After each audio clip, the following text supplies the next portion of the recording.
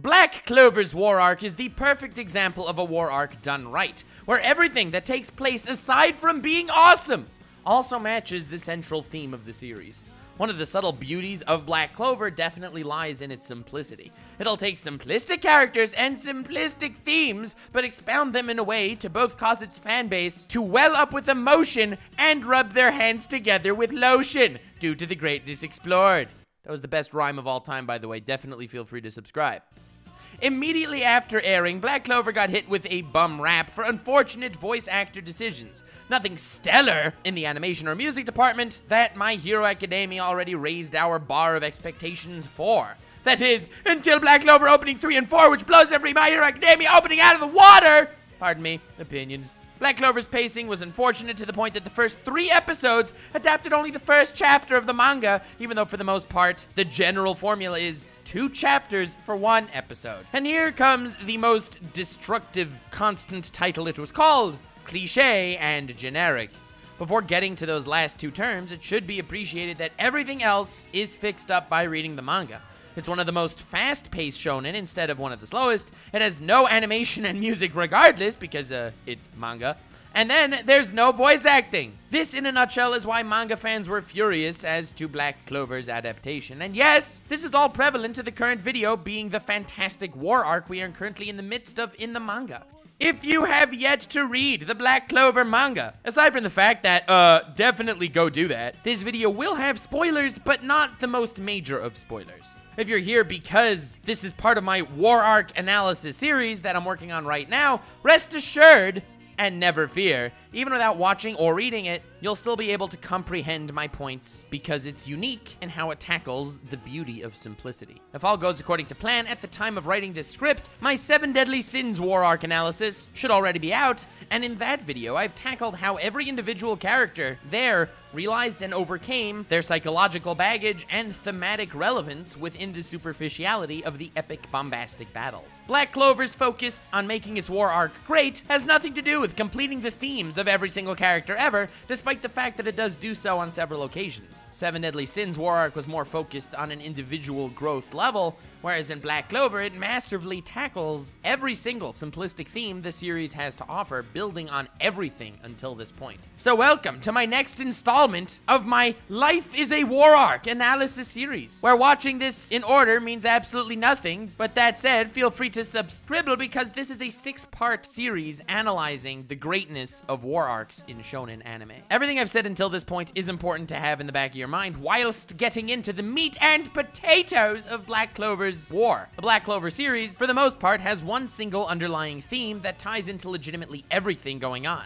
and nothing quite as much as the war arc. Unlike Naruto, who wants to be Hokage, where he's in a poor social predicament, it's not like that social predicament per se is any part of the greater theme of the Naruto world. And the same goes with My Hero Academia and Heroes. Even if you're quirkless, you know, you're still a treasured member of society. You could be a doctor, save lives that way. It's not like you're treated as a second-rate citizen. We're only witnessing heroes in My Hero Academia. But let's not forget that they are only a minute % of the population, whereas the rest of everything is just a normal societal life. Black Clover goes a different direction entirely, as far as its social hierarchy, because it affects everyone. The noble families in Black Clover have prestige and power, especially because, for the most part, individual mana stores are somewhat hereditary, so these noble classes possess greater mana stores and have social benefits. Society is built with the medieval social standards, so anyone either born without nobility, as the Commonwealth, or even with nobility but without mana stores or mana control is socially eviscerated, especially when it comes to becoming a magic knight. So when I discuss this war arc, I have to also discuss all its moving parts, because its beauty is on how everything fits together. So as I've mentioned in my introduction to the war arc analysis series, every single war has the trigger to set it off, it has the battles in the middle, and it has the climax that'll alter the course of the plot. So first, let's discuss the trigger, the Eye of the Midnight Sun. It's essentially a terror cell built completely on the defacement of society that wronged them. Just because they weren't born into nobility, hey, they still have insane amounts of mana, they should therefore be treated with the same respect. The beauty is, they're actually punching a hole into the nobility crap that we all hate as well. At the same time, though, they're saying they should be treated the same way because they have mana, implying those without nobility or mana are worthless. So they too have social issues, but are definitely tackling some of societies as well. Now, I'm not exactly saying these terrorists are exemplary members of society, only that their values contradict the greater theme, making them well-written villains. And it's even better, because not only do they contradict society's themes, but also our protagonist's theme of accomplishing something without nobility and also without even mana, taking their mentality a step further. Now that said, this Eye of the Midnight Sun thing was founded pushing this mentality, while in actuality Licht's plan all along was something else. He wanted to resurrect the Elven race that was butchered by humanity thousands of years ago. Now, we don't know their exact circumstances, but piecing enough flashbacks and information together, it seemed like they were living their ordinary lives, and they were all massacred by humanity for, well, essentially being too powerful of a non-human force. Once again, abusing a racial and societal social decision, where seemingly the humans were very much in the wrong thousands of years ago. This entire war arc is taking place as revenge to the very deeds society has done that still plagues society to this very day. All that said, triggering this war was a long-time plan finally coming into motion that's perfectly counteracting society's themes the series has been pushing since the very beginning. Before the war begins, Licht takes on Julius Nova Chrono, the Wizard King. And now, before anything else, can I just mention how absolutely badass that name is? Nova Chrono? Holy flizzards, that's insane! Thank you. But the reason why Julius is one of my favorite characters, to the point that I'll probably end up making a video on him eventually, is that, in a nutshell, it's not like our main character has to fly up the ranks to fix society, because the current magic emperor in place has his ethics in the right place. He personally became the Wizard King to right the wrongs in society, and that's seen by the end result of that battle against Licht, because the only way Licht was able to beat him was by opening a Gilgamesh-style gate of Babylon, firing thousands of laser swords down upon the royal capital, which would end up wiping out most of the population if the Magic Emperor would not intervene. And since Julius created a barrier to defend the entire city, he ended up losing that fight. The beauty of the end result of this battle is not only was Julius more powerful than his adversary, as incredibly infrequent as that is in Shounen, but he lost the fight to buy life for his commoner citizens. In this ridiculous social hierarchy, he should have just let them all die. So, despite all the prevalence in social issues we see in Black Clover, it's not like society's heading in the wrong direction. All in all, they are heading the right way, especially in regards to the king who's willing to sacrifice his own life to protect his non-noble subjects. This fight's result also manages our perception of society, placing Julius as the good guy and Licht as, well, the bad guy, despite the fact that Licht's motives make a hell of a lot of sense by their own right. The next part of what triggered this war involves all the people that have been possessed by these 1,000-year-old dead elves to fight on the side of the Midnight Sun to reclaim their ravaged past. And funny as it is, most of the people possessed were from Golden Dawn, being the guild whose leader was secretly also the main antagonist. Golden Dawn was known to be the #1 greatest Magic Knight squad, and there were definitely nobility issues within that very group.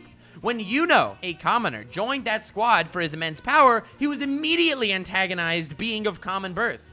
These guys, for the most part, are the pompous noble bastards the series is thematically telling you to hate. Look no further than Vice Captain Langris being exactly the archetype of person villainized by the themes of the series, yet exonerated by the society of the series. And out of all the Elven fights in the war, his was by far my favorite, as I will get to. But the Golden Dawn guys, being the guys that look down on non-nobles, are the ones that end up possessed by the elves, who are the ones that look down on not just commoners, but all of humanity. Not gonna lie, but that's some simplistic beauty right there. And being that the noble guild is the guild that ended up possessed, they need to get their asses saved by the Black Bulls, i.e. a guild of commoners, or nobles that didn't have productive magic to get them into a higher guild. The war is getting set up where it's up to the societal underdogs to save the societal overdogs, and it's beautiful. Nobility ended up making the Golden Dawn vulnerable, even though never in a million years would they expect something like that to take place. Throughout the series, these guys would underestimate people like ASTA who don't come from a noble background, and that theme reoccurs with the elves who underestimated humans because they didn't come from their superior elven background. All this triggers the fight scenes and the massive war, where every, even minute aspect, despite seeming different, plays into the same exact theme that the series is pushing all along. And that's what makes this war so fantastic. Now, I'm glad that I could have the honor to talk about all this, because this is the exact theme the series pushes from everyone's perspective except the Black Bulls. Don't get me wrong, I want to do an entire video on the Black Bulls, but looking at them juxtaposed to society is fascinating. Yami, as a Black Bull captain himself, only got this far because of Julius, who was trying to change the system. And now that Yami did make it as a captain, every fiber in his being contradicts the system in its entirety. He's not even of common birth, but he's not even initially a citizen of the Clover Kingdom. Yet despite this, he managed to fly up the ranks because he's badass. The Black Bulls are an anomaly in society, as they'll accept anyone regardless of who they are or where they came from, with the proviso that A, Yami sees a potential in them, and B, no one else would accept them. Because why would someone join the Black Bulls, which is basically constantly insulted by every other Magic Knight ever, instead of joining a even better guild? The result is, the Black Bulls is a group of whack jobs that gives no Fs for the standards of society. For every single individual member of the guild to get where they are now, they had to go against the grain. They had to be different, and they had to overcome their limits. This is why the battle aspect of the war is absolute perfection as well. It's the unification of all the Black Bulls, the ultimate social underdogs of humans who are social underdogs in regards to the elves. The Black Bulls are the absolute lowest on the ridiculously stupid social ladder, and these are the bastards that are gonna save the goddamn day. All that said and done, these elves are tremendously strong, and the Black Bulls are gonna have to think out of the box with every single battle, making the most crazy teamwork attacks ever to take these elf pompous bastards down. And when I say out of the box, I mean out of the box! No matter how many defenses the holy Clover capital has, if half the nobles are possessed by elves, making them 10 times stronger than they used to be, decide to attack from the inside, that's what I like to call bad vibes, and not the good type of vibes. Hence the word bad before. Anyway, we start off with the Black Bulls entering the capital to help out with their base that could become a mech. Oh my God, was that hype! Every single magic power used by everyone in the guild is so radically different than the esteemed good magical powers of society. One of the biggest issues with modern day society is that anyone different is considered bad. And while every single member of the Black Bulls is different, they're all freaking dope. I do not want to spoil the fights, because until now I feel like I didn't really spoil anything major, especially because the fights are overly exhilarating. But when I say out of the box, oh, I mean it. A couple of the Black Bulls have to work together to defeat a former captain possessed by an elf. Now, when I think broken powers, yeah, Dream Bimbo definitely takes the cake. Not only does she teleport a group of them into a dream world, but being that it's a dream world, anything in her imagination can become reality. She sends a tidal wave out of thin air, flying in a shark-pedo, not a pedophile shark, like a torpedo of sharks, and I would say you get my drift, but there's no way you'd understand that. And it's the most wacky attacks ever, that whatever she thinks up of literally is her attack. How broken is that? So the good guys end up making a silhouette of someone that they know Dream Bimbo would look at as something else, and being that she imagined someone that would actually fight her on even ground, that someone becomes reality within this dream world.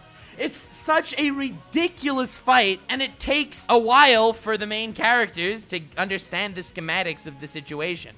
They realize that if you just shoot laser beam at Dream Whammon, yeah, not gonna fly. Another fight I would like to mention is Black Clover's main Whammon, Noelle. Well, she was definitely always from a noble family. However, even though she had a lot of mana, she had no mana control, and therefore she was not accepted into any of the guilds, even the guild run by her own older brother. That said, she was forced to join the Black Bulls against her will, because Yami has slightly different criteria to accept people than anyone else, and it's not what society deems as good. Now, Yami absolutely read her right, because in a certain situation, she annihilates an opponent that was defeating her older brother that's always tormented her in the past, until the point where they need to send a small away team to the center of the enemy's invasion, where the rest of the Black Bulls are in charge of defending, and Noelle's brother, Nozel, shows up and says, Yo, Noel, I'll take your place and fight alongside these black bulls. You'd be more suited for the away team than me.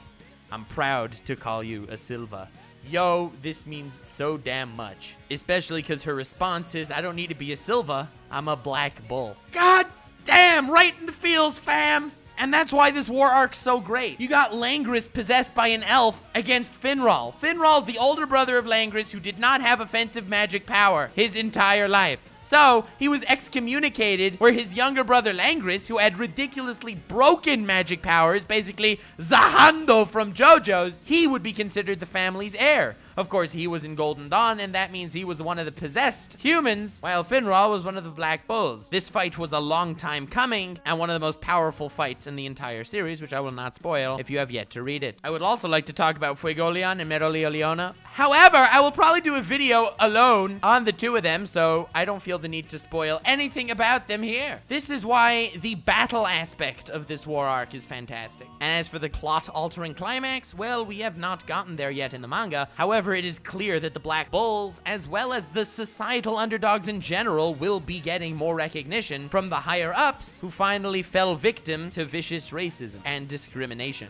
So, as for this episode, in my Life is a War Arc documentary series, Life is a War Arc merch in description, by the way. It's only going to be going around until I finish this little series and then it's gone forever. Looks pretty dope if I do say so myself. The purpose of this episode was to point out how this war arc feels completely awesome because it's the embodiment of everything the series had thematically until this point. In the setup for the fight, in the fight itself, and I have a feeling in the climax as well. Whammon and Gentlewomen, thank you so much for watching this video. Feel free to subscribe for future episodes of this war arc documentary thingo. And definitely check out the others, links in the description, as well as at the end. Feel free to follow me on Twitter if you would like. Link is also in the description, as well as links to my Patreon and Rant Cafe Podcast. I do hope to do more Black Clover videos, as well as analysis and satire videos. However, in the meantime, enjoy this war arc documentary. I'm having a fun time with it. I hope you are too. Have yourself a most wonderful evening, and remember to stay weird, fam.